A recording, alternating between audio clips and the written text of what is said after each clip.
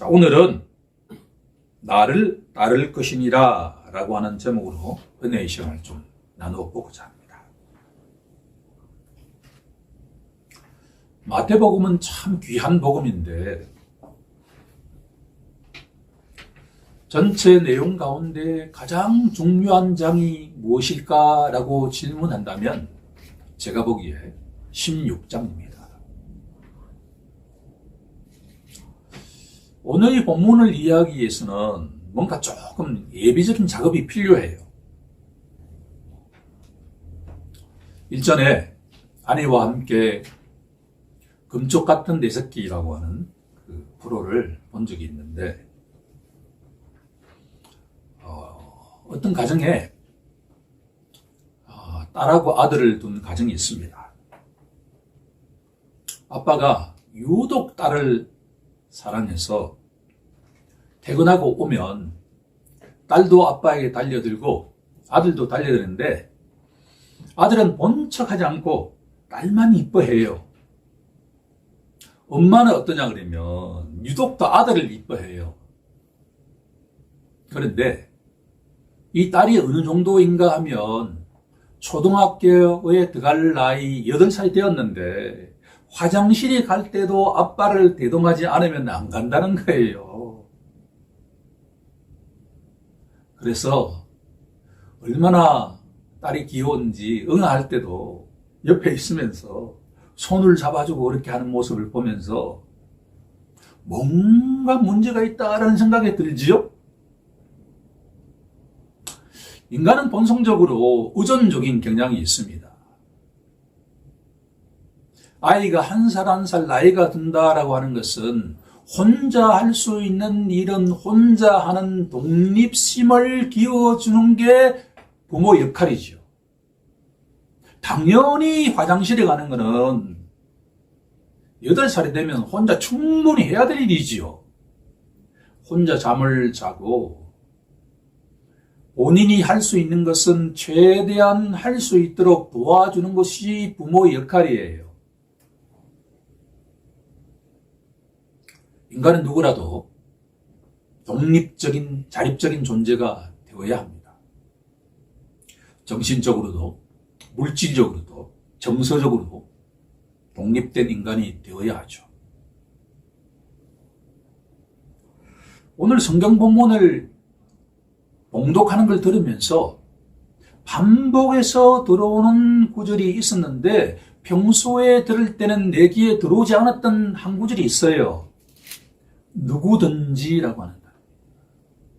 계속 반복됩니다. 한 사람도 예외가 없다라고 하는 거예요.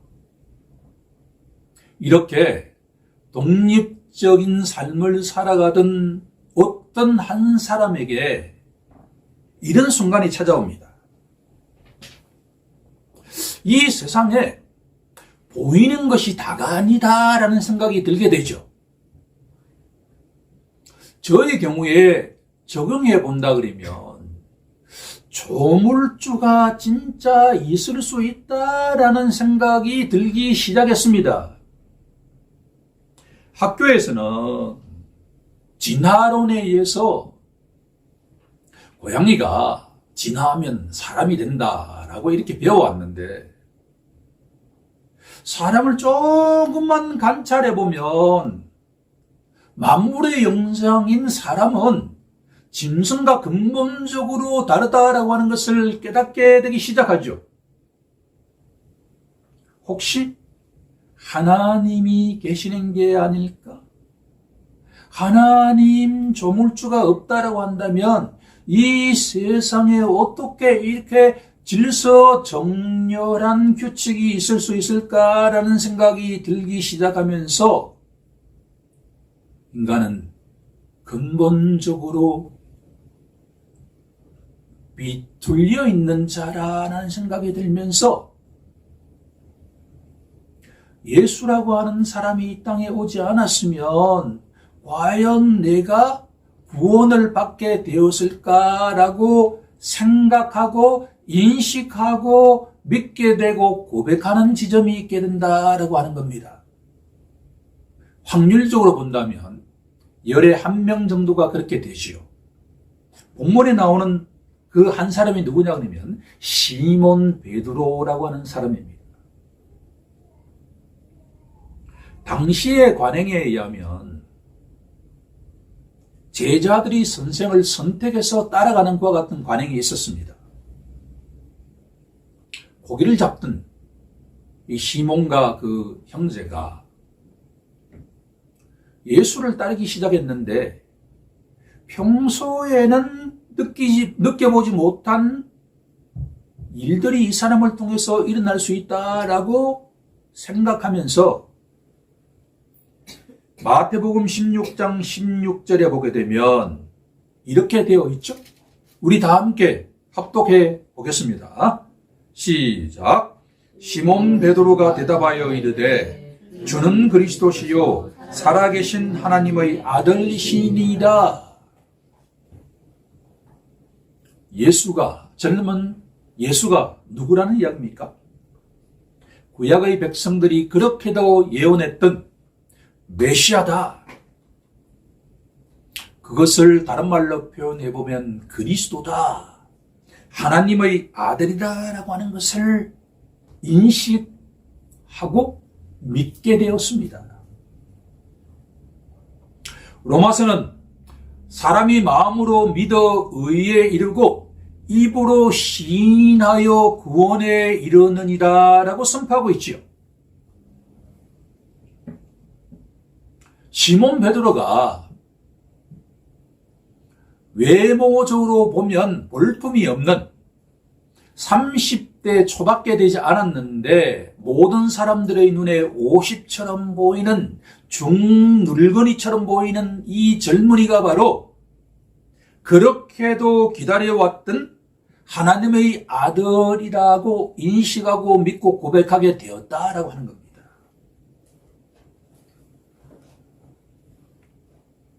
그런데 예수님의 오늘 말씀 가운데 가장 중요한 내용은 바로 마태복음 16장 24절 말씀입니다. 이에 예수께서 제자들에게 이르시되 누구든지 나를 따라오려거든 자기를 부인하고 자기 십자가를 지고 나를 따를 것이니라 라고 말입니다.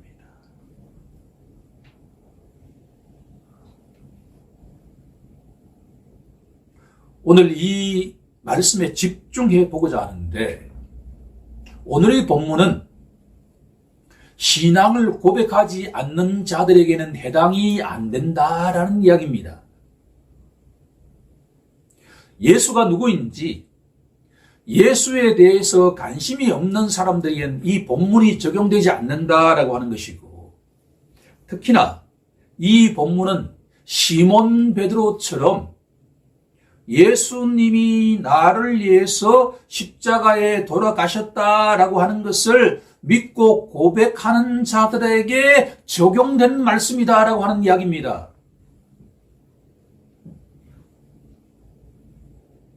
교회 공동체는 반석 위에 세워졌다라고 18절은 선포하고 있는데 지금도 캐톨릭에서는 이 말씀을 문자적으로 해석해서 시몬 베드로 위에 교회가 세워졌다라고 해서 시몬 베드로를 제1대 교황이라고 선포하고 있지요. 하지만 교회는 시몬 베드로 위에 세워진 것이 아니라 신앙 고백 위에 세워져 있다라고 해석해야 된다라고 하는 겁니다. 수많은 교파가 이 세상에는 있지만 그 모든 교파의 공통점은 바로 모든 신자가 신앙 고백하고 있다는 점에 세워져 있다라고 하는 점에서 기독교는 공통적이다라고 하는 것이죠.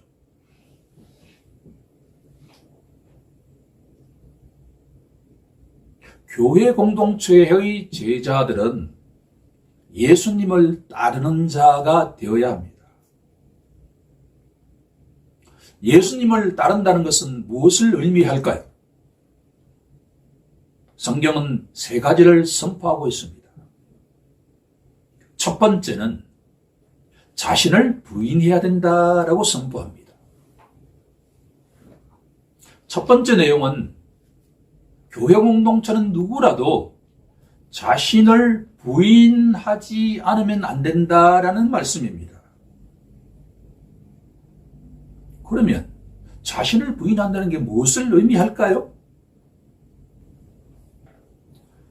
제가 처음에 예를 든 것처럼 인간은 누구라도 성장해가면서 자립적이고 주체적이고 자주적인 사람이 올바른 사람입니다.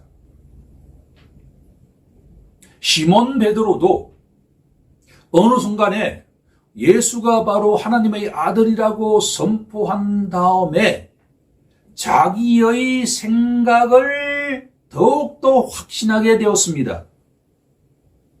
내가 지금 따르고 있는 이 예수는 하나님의 아들이기 때문에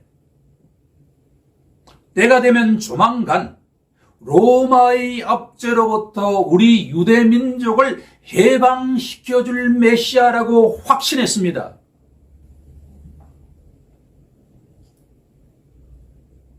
그런데 예수님은 시몬 베드로에게 뭐라고 선포하냐 그러면 베드로야 너 자신을 부인해야 된다라고 선포하고 있습니다.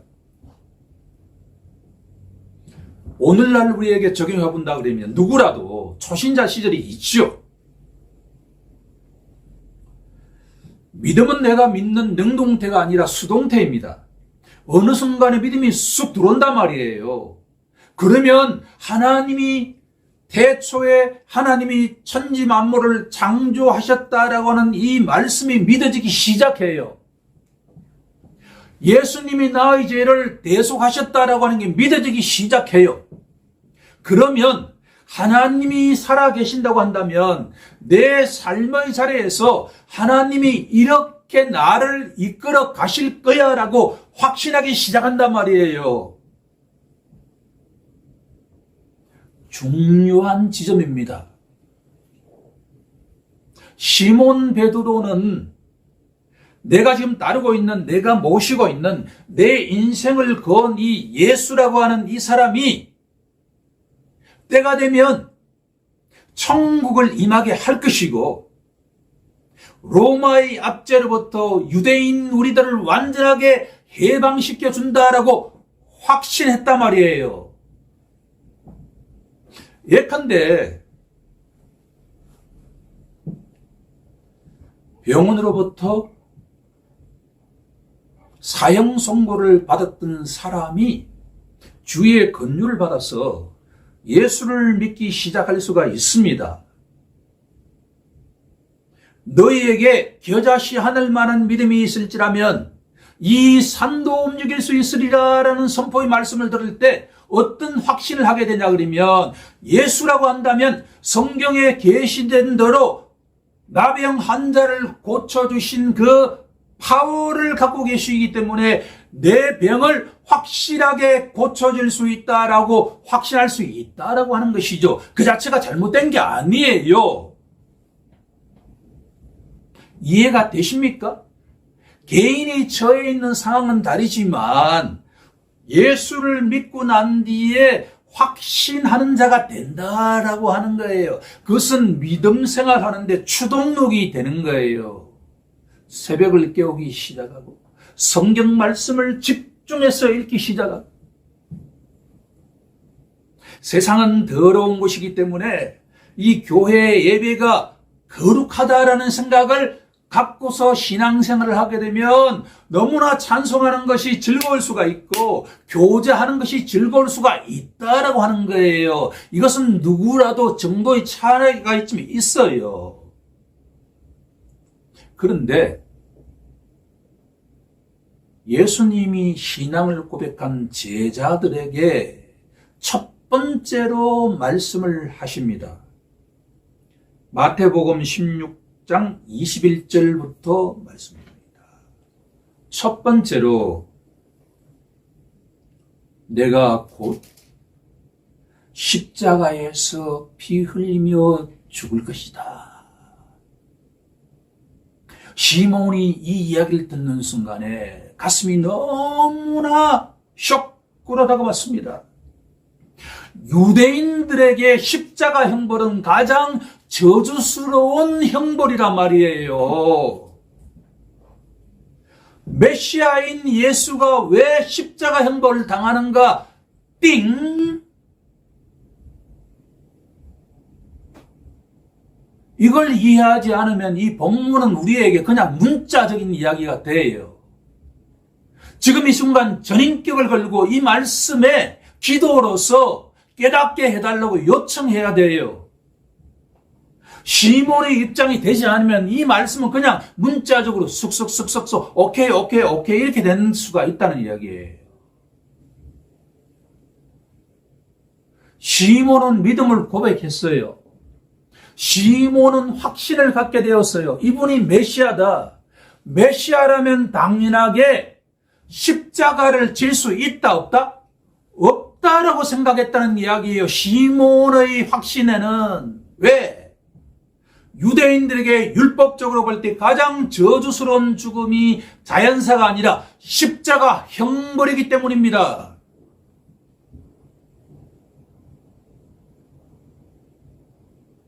3일 만에 부활한다는 이야기는 이해가 되지도 않았어요. 그런 분이 한 사람도 없었기 때문에. 죽었다가 살아난 사람이 있었지만 결국 죽었어요. 시몬이 머릿속에 부활은 개념도 없어요. 지금 내가 죽고 나면 가는 곳이라고 생각했어요. 유대인들은. 그래서 시몬이 뭐라고 하냐 그러면 우리 같이 합독할 필요가 있습니다. 마태복음 16장 22절 말씀입니다. 다 함께 합독해 보도록 하겠습니다. 베드로가 예수를 붙들고 항변하여 이르되 주여 그리하지 마옵소서, 이 일이 결코 죽게 미치지 아니하리이다. 여기서 가장 중요한 이야기는 결코라고 하는 단어입니다. 결코. 여기 모든 사람들에게는 그런 일이 일어날 수 있지만 누구에게는? 예수에게는 결코 일어나서는 안 된다는 이야기예요. 왜? 예수가 누구기 때문에, 예수는 그리스도시고 하나님의 아들이기 때문에 그래서는 절대 안 된다는 이야기예요. 이 천지 만물을 창조하신 하나님의 아들이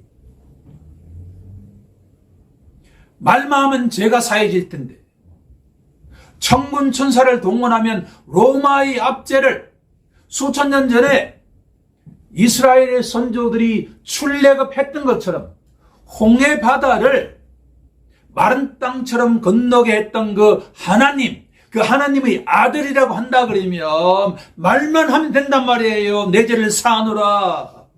로마의 압제로부터 무찔러서 이 세상에 눈에 보이는 천국을 오게 해달라는 이야기예요. 천국이 오면 되지 않느냐는 이야기예요. 그렇게 시몬은 확신했다라고 하는 거예요.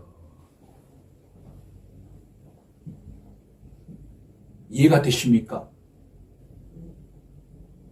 시몬의 모습이 우리의 모습이다라고 하는 거예요. 정도의 차이는 있지만 우리는 예수에 대한 믿음이 쑥 들어오면 나도 모르게 확신하게 되는 지점이 있단 말이에요. 내용은 다 다르지만 저도 그랬어요. 믿음이 강하게 심겨지면 심겨질수록 확신은 고착이 돼요. 무엇이든 간에 나는 구원받은 자야. 구원받지 않는 사람이 불쌍해 보이죠? 예수 믿지 않는 자라고 한다면 시시하게 보이잖아요.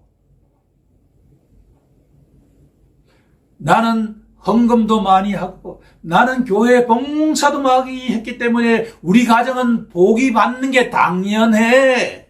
재벌들의 경우에는, 크리스찬 재벌들의 경우에는 우리가 잘 믿었기 때문에 이렇게 재벌이 되어서 확신해요. 내용만 다르지. 다 확신한단 말이에요. 그럴 때 예수님이 시몬에게 뭐라고 하죠? 사탄아, 재미있는 지점이잖아요. 시몬의 신앙 고백은 위대해요. 경촌동지할 일이란 말이에요. 전에는 지옥 가야 할 자들이 이제는 어디에 간다는 거예요? 천국 시민이 되었다. 할렐루야 하잖아요, 이게. 그런데 그것은 너가 믿은 것이 아니라 누가 가르쳐 주신 것이다? 하늘에 계신 내 아버지가 가르쳐 주신 것이다. 자랑할 게 없어요. 내가 똑똑해서? 내가 새벽 예배를 드려서? 내가 성경을 많이 읽어서? 난센스. 신앙 고백은 처음부터 끝까지 하나님의 은혜예요.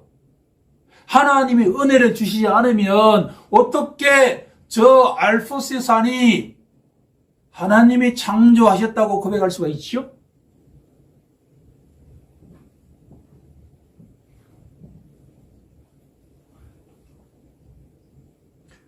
인간은 위대한 신앙 고백을 통해서 예수님으로부터 칭찬을 받던 자가 동시에 뭐라고 저주받을 수도 있다는 거예요? 사탄아라고 저주받을 수도 있다라고 하는 것을 기억하는 우리 모두 되길 원합니다. 그러면 시몬에게 말씀합니다. 시몬아, 너가 나를 따라오려고 그러면 첫 번째로 뭘 해야 된다는 거예요? 너 자신을 부인해야 된다. 그 부인한다는 게 뭐냐는 거예요.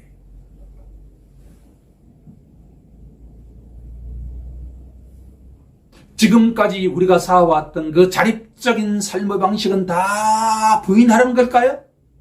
No, 아니에요. 첫 번째 갈로의 정답은 자신을 부인하라라는 것은 자기 생각을 바꾸라는 것입니다. 생각입니다.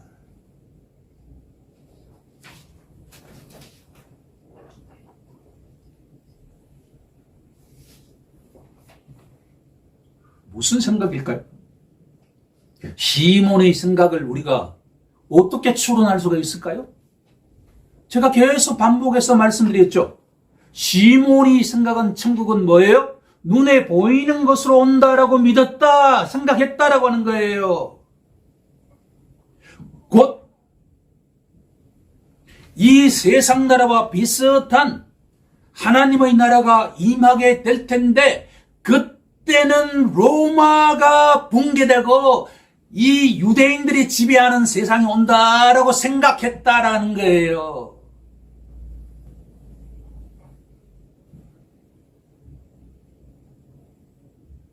천국은 하나님의 나라는 눈에 보이게 오는 것이 아니다.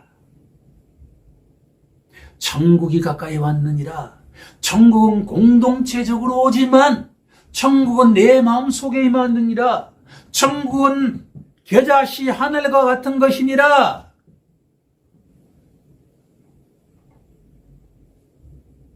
생각을 바꾼다라고 하는 것을 다른 말로 번역해 보면 자기 확신을 내려놓는 거예요. 아주 중요한 지점입니다. 예수를 믿고 난 다음에는 누구나도 확신하게 되어요. 성경을 많이 보면 많이 볼수록 확신하게 되어요. 참 재미있는 내용이죠. 성경은 아주 유용한 내용이지만 아주 위험한 내용이기도 합니다. 성경을 자기식으로 해석하기 시작하면 자기 확신이 강해져요. 개인마다 다를 수는 있지만 확신이 확신해져요.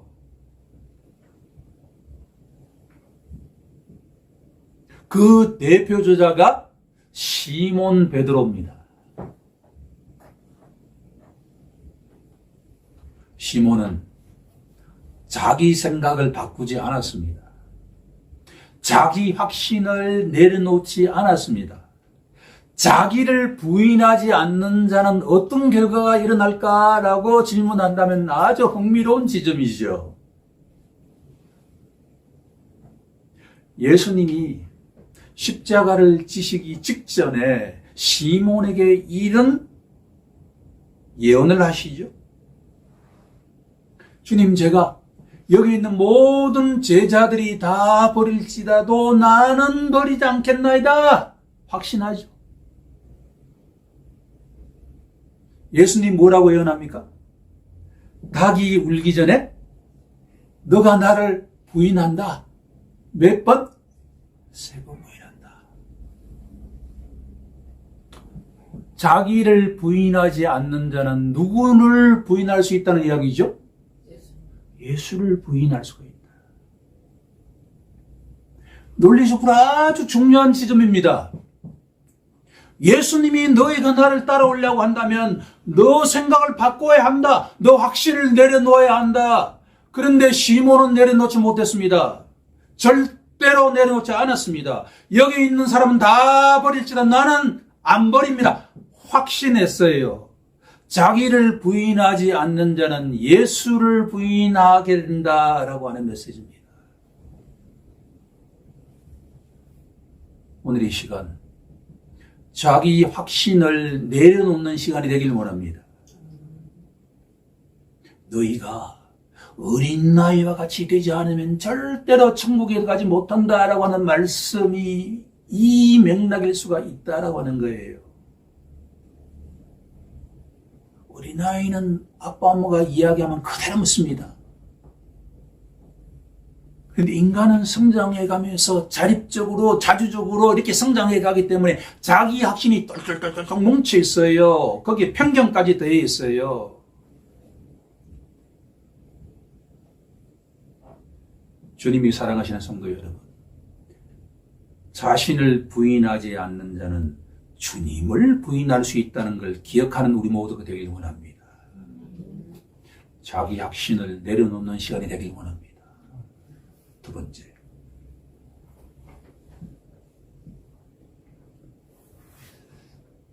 자기 확신을 내려놓지 않는 자는 두 번째, 자기 십자가를 질 수가 없어요.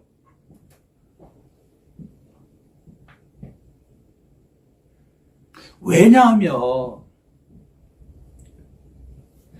예수님의 하나님의 아들이시지만 죄사함을 위해서 이 땅에 오셨지만 그 죄사함의 방식은 하나님이 정해놓으신 방식은 저주스럽게 이 땅에서 피 흘리며 죽어야 하는 방식이기 때문입니다. 그것을 한마디로 말하면 십자가 형벌이죠. 이런 질문을 던질 수가 있잖아요. 하나님이라면, 하나님의 아들이라고 한다면 말만 하면 될 텐데 굳이 왜?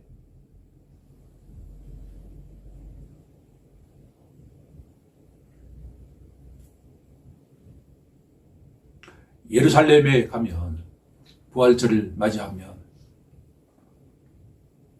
예수님이 십자가를 지신 그 길을 따라서 지금도 그 십자가를 지고 가는 사람들이 많이 있습니다.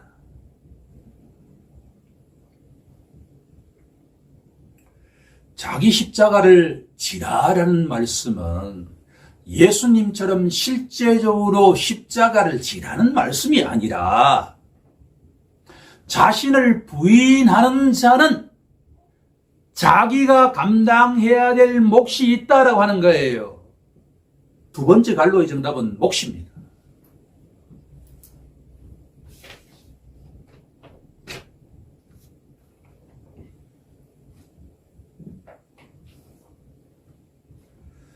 혹시 우리 마음 가운데 내가 믿음이 참 이렇게 모든 사람이 믿음이 좋다라고 이야기하니까 선교사라 가야 되지 않을까 라고 생각한다면 그 생각을 접는 게 좋습니다. 왜 제가 이렇게 말씀드리냐 하면 제가 인생을 살아보니까 제가 한 번이라도 생각해 보지 않았던 일이 뭐냐 그러면 예수를 믿는다라고 하는 일입니다. 40대 중반에 제가 예수를 믿고 난 뒤에 식당에 가서 식사를 하기 전에 나도 모르게 식기도를 하잖아요. 앞에 있는 사람이 나의 이력을 다 아는 동료가 이 사람 뭐지? 지금도 그 모습이 눈에 선합니다. 두 번째는 50대 중반이 되어서 신학을 공부해야 되겠다라고 생각한 한 번도 생각해보지 못한 일입니다. 제가 이 말씀을 드리는 이유는 뭐냐 그러면 하나님께서 어떤 영혼에게 믿음의 선물을 주시고 선교사로 목사로 정해 놓으셨다라고 한다 그러면 내가 아무리 거절해도 도망갈 수 있다는 거예요, 없다는 거예요? 없다라고 하는 이야기예요. 따라서 본인 스스로의 힘으로 내가 선교사가 되겠다, 내가 목회자가 되겠다 할 때는 워워 말기는 게 좋아요. 하지 마라라고 하는 게 좋아요. 지금 있는 일에 열심으로 하는 게 우리가 감당해야 될 십자가다라고 하는 이야기예요. 지난주부터 우리 교회에 갓 100일이 된 사비시 예배를 함께 드리잖아요. 한 번도 우리가 생각해보지 못한 일인데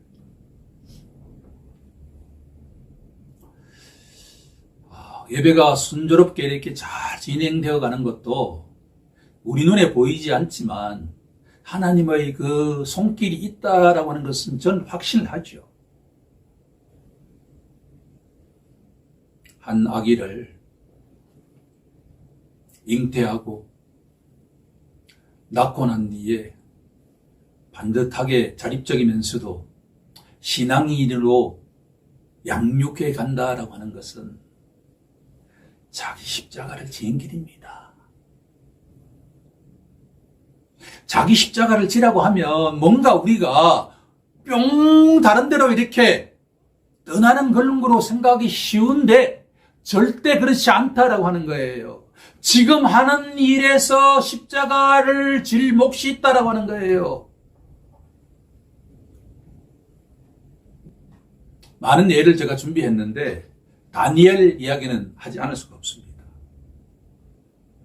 구약의 다니엘서를 보게 되면 다니엘이라고 하는 사람이 있죠. 유대인으로서 어린 시절에 페르시아에 올모로 잡혀가가지고 페르시아 교육을 받습니다. 그리고 총리가 되는데 어느 날 시기하던 그 신하들이 이 다니엘을 잡아 걸려고 다리오 왕이신 왕 외에 어떠한 신이라 사람에게 절을 한다든가 경배를 하면 사자굴에 던지는 것과 같은 조서를 반포하소서라고 건의를 듣고 자기 인장을 찍어서 반포합니다. 그러고 난 뒤에 이 다니엘이 자기가 저 예루살렘을 향해서 하루에 3번 예배를 드리면 자기가 목숨을 잃게 될 것을 알고 난 뒤에 다니엘은 평소 하던 대로 기도의 시간에 하나님을 향해서 예배를 드립니다. 이 이야기가 왕에게 들어가고 난 뒤에 칙령을 선포한 왕의 입장에서는 예외가 없이 다니엘을 사자굴에 던집니다. 그런데 그 사자굴에 있던 모든 사자가 입이 봉해지고 난 다음에 시간이 지났는데도 다니엘이 살아있자 왕이 진짜 하나님은 살아계신다라고 하는 것을 깨닫고 이 이야기를 건의했던 모든 사람들을 다 징벌하는 것과 같은 사건이 일어나게 됩니다. 이 이야기는 우리도 다니엘처럼 그렇게 하라는 말씀이 아니라, 똑같이 하라는 말씀이 아니라, 현재 있는 자리에서 주님을 따라가는, 주님을 본받는 것과 같은 축복이 있어야 된다는 말씀으로 해석할 수가 있습니다. 마지막 세 번째로 나아가 보도록 하겠습니다. 세 번째로 나를 따를 것이니라 라고 말씀하십니다. 여기서 따른다라고 하는 말씀은 뒤에서 따라가다라는 의미가 있고, 동시에 옆에 함께 걸어가다라는 의미가 있습니다. 어린 시절에 초등학교 다닐 때 할머니 손을 붙잡고 우리 의성의 고모님 댁에 가서 보내고 왔는데, 다음날이 개학에 가서 오늘 꼭 가야 되는데 밤새 눈이 1m 이상이 와가지고 차는 다니지 않고 읍내까지 가야 되는데, 앞에서 우리 고모부께서 눈을 이렇게 치워주시면 할머니와 제가 그 길을 따라가는 것과 같은 기억이 지금도 생생합니다. 그런 것과 같습니다. 눈길을 헤쳐주신 주님이 가신 그 길을 따라간다라는 의미입니다. 예수를 따른다라고 하는 것은 새로운 삶을 살아가야 된다라는 말씀입니다. 삶입니다.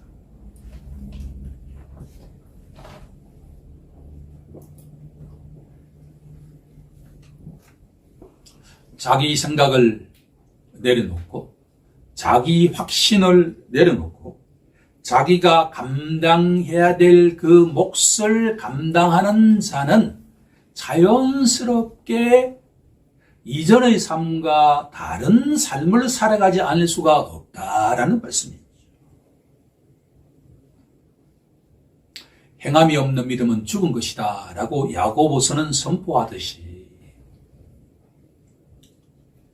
시몬 베드로가 이전에는 지성적인 신앙의 소유자가 되었다라고 한다면, 부활을 경험하고 난 뒤에, 특히나 성령 강림의 축복을 받고 난 뒤에는 이제는 손과 발이 움직이는 헌신하는 새로운 삶을 살게 되었다라고 하는 것입니다. 결론을 내리면 교회 공동체는 그 누구라도 예수님의 제자 공동체인데, 그러기 위해서 가장 중요한 것은 뭐냐 그러면 신앙을 갖고 난 뒤에 형성된 자기 생각이나 자기 확신을 내려놓아야 된다라고 하는 겁니다. 그리고 일상에서 자기 십자가의 몫을 지는 사람이 되어야 하고, 특히나 이전과는 근본적으로 다른 새로운 피조물의 삶을 살아가야 된다라는 말씀이 이 사순절을 우리가 기념하는 이 시기에 주님이 우리 공동체에 주신 말씀이라고 정리하면서 오늘 설교를 마치고자 합니다. 기도하겠습니다.